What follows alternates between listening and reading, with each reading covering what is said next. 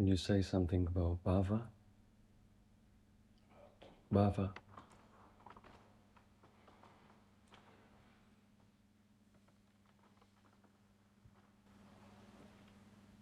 This is why all emotion are bhava.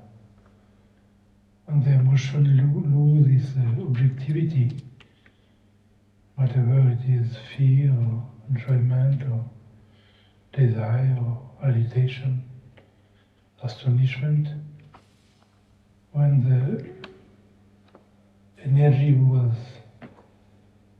outpouring in an objective way, come back to the seeing and free itself from all circumstance, from all objectivity, it is bhava.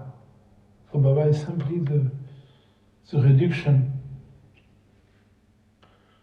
of the energy to its own ground, free of the so-called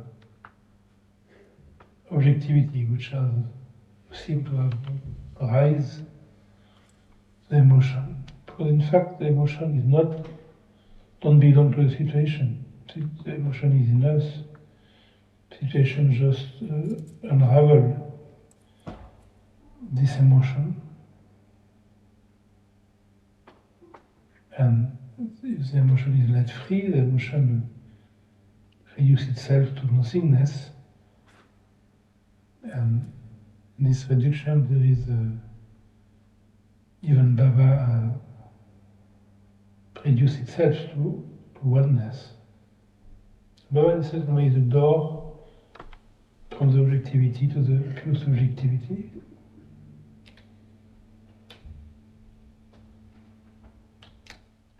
But it needs for the objective experience to unfold totally, so all this objectivity disappears.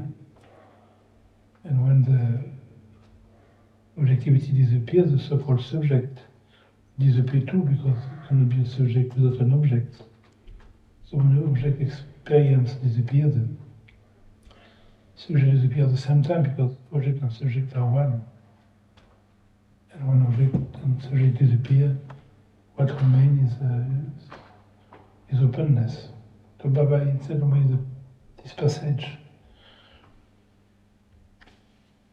Because in the purely theatrical and musical structure of Indian tradition, there are many subtlety which actually would be incompetent technically to discuss them, and it'll be boring for most people.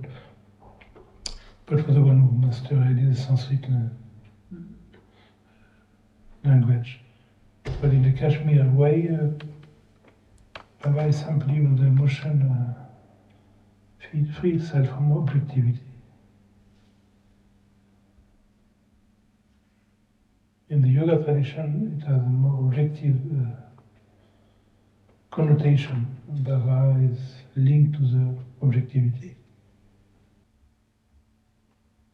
Is astonishment like just a particular flavor of bhava, or bhava is more or less astonishment? It always depends on the system you're looking at, because the camatkara is what we translate by astonishment.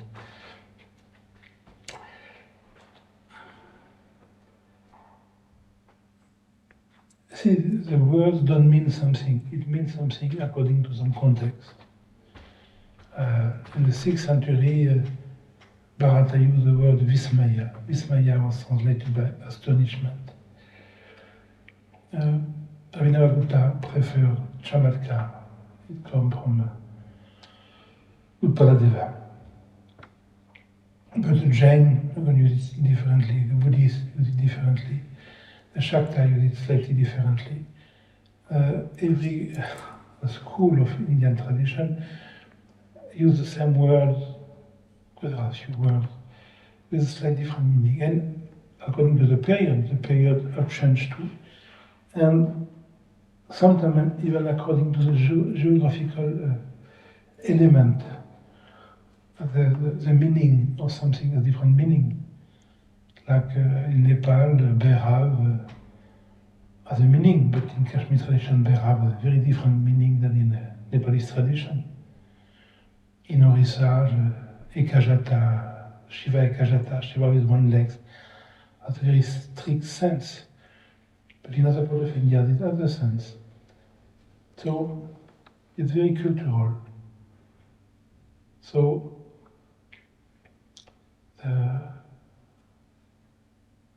for Abhinavagupta, camatkara, astonishment is a synonym of understanding.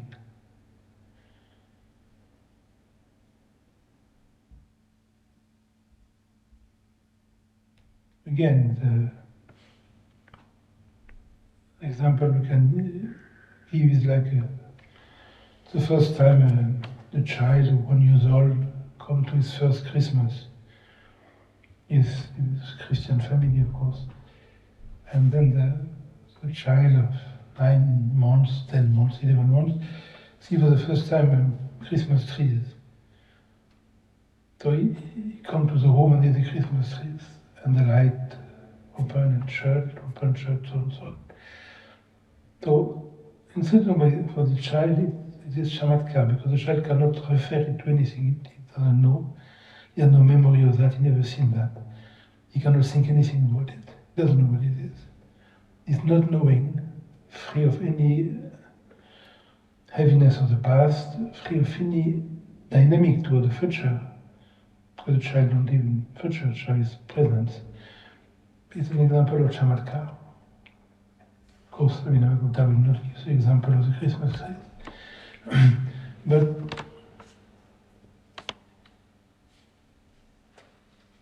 it is an experience where you cannot comprehend what you see, what you experience.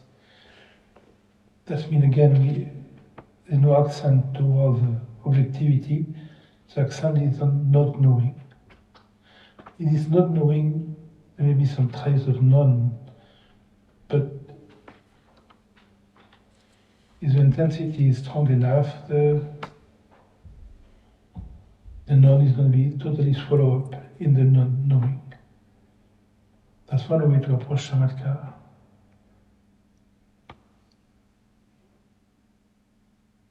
Again, in all different schools of philosophy in India, there's always some slight difference.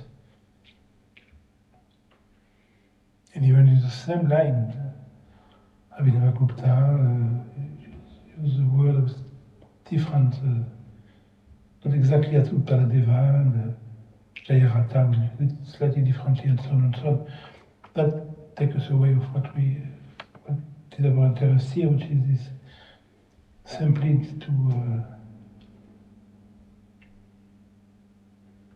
to realize that the thinking mind has no role to play in real life.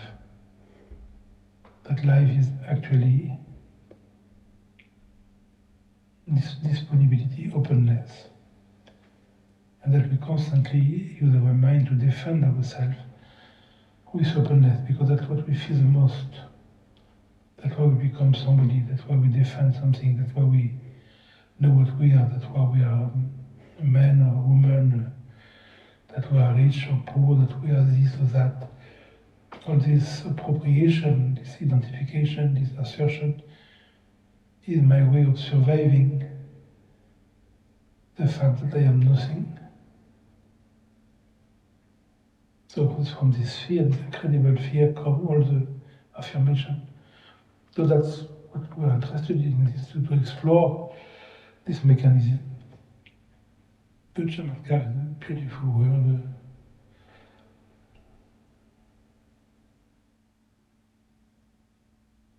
Don't forget the word, because you can spend your whole life in studying philosophy and nothing change.